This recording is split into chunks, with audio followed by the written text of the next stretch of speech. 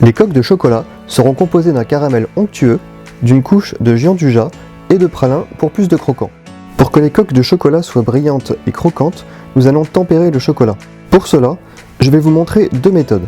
Si vous ne souhaitez pas tempérer le chocolat, vous pourrez simplement le faire fondre.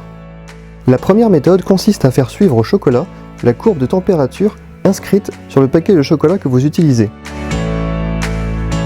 La seconde méthode consiste à ajouter une certaine quantité de beurre de cacao et c'est celle-ci que l'on va utiliser. On va commencer par faire fondre 120 g de chocolat au lait. On va le faire fondre au bain-marie ou au micro-ondes entre 40 et 45 degrés. On va ensuite le faire refroidir pour qu'il soit aux alentours de 34-35 degrés. À ce stade, on va ajouter du beurre de cacao en poudre qui correspond à 1% du poids de chocolat, soit ici 1,2 g. On va ensuite l'incorporer tout doucement en mélangeant à la cuillère.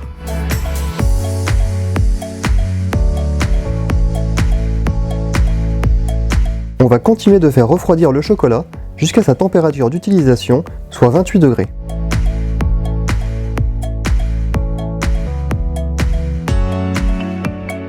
J'ai pris un moule à financier qui contient 8 empreintes de 96 par 48 mm et à l'aide d'un pinceau, je badigeonne du chocolat pour former les coques.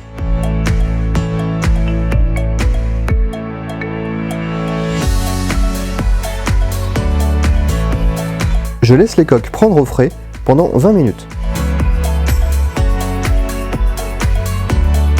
J'applique ensuite une seconde couche de chocolat.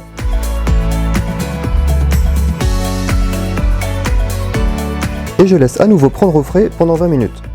Gardez le chocolat qu'il vous reste, nous en aurons besoin tout à l'heure.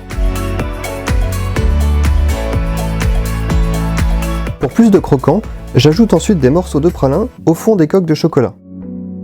Vous pouvez très bien ajouter aussi des éclats de noisettes ou des noisettes entières.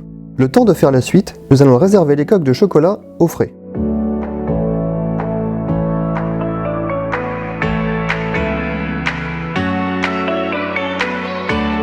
Pour faire le caramel, on va commencer par faire fondre 100 g de sucre en poudre. Pour faciliter la fonte du sucre, remuez la casserole. Ne remuez surtout pas le sucre avec une cuillère ou avec une spatule, vous risqueriez de former des gros blocs qui seraient difficiles à faire fondre. Faites fondre le sucre jusqu'à obtenir un caramel avec une belle couleur brune. Lorsque le caramel a la couleur désirée, restez sur feu moyen et ajoutez 100 g de crème liquide très chaude que vous aurez fait chauffer au micro-ondes. Remuez bien pour avoir un mélange homogène en faisant attention aux éclaboussures. Quand le mélange est homogène, coupez le feu et ajoutez une belle pincée de fleur de sel.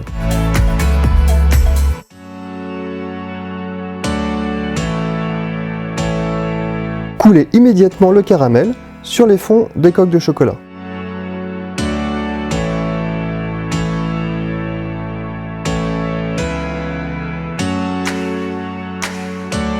On va réserver les coques de chocolat au frais, le temps de faire la suite.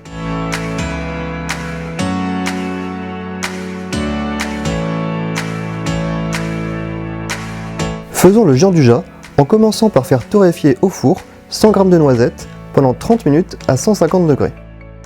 On met ensuite les noisettes dans un robot mixeur en ajoutant 50 g de sucre glace.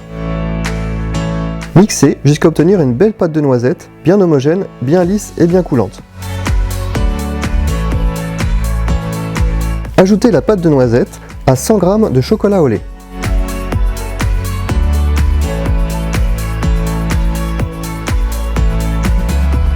Normalement, la pâte de noisette est suffisamment chaude pour faire fondre le chocolat. Si nécessaire, n'hésitez pas à passer votre bol sur un bain-marie pour faire fondre le chocolat. Mélangez bien jusqu'à ce que tout le chocolat ait fondu.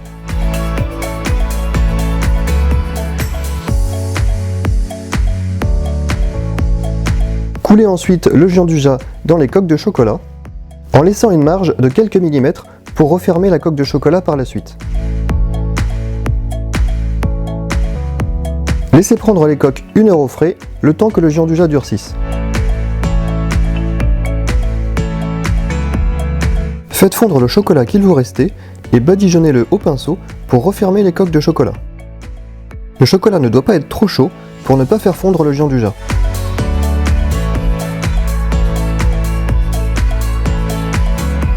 Replacez de nouveau 1 heure au frais.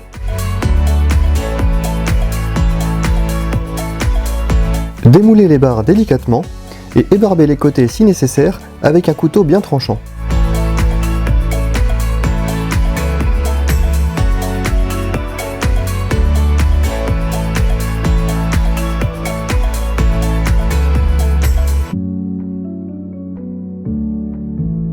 Je décore ensuite les barres de chocolat avec des stries de chocolat noir pour un contraste de couleur.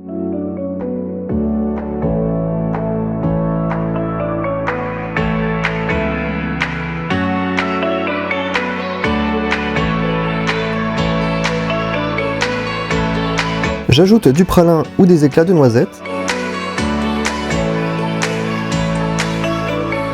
et des demi-noisettes qui ont été torréfiées 30 minutes à 150 degrés.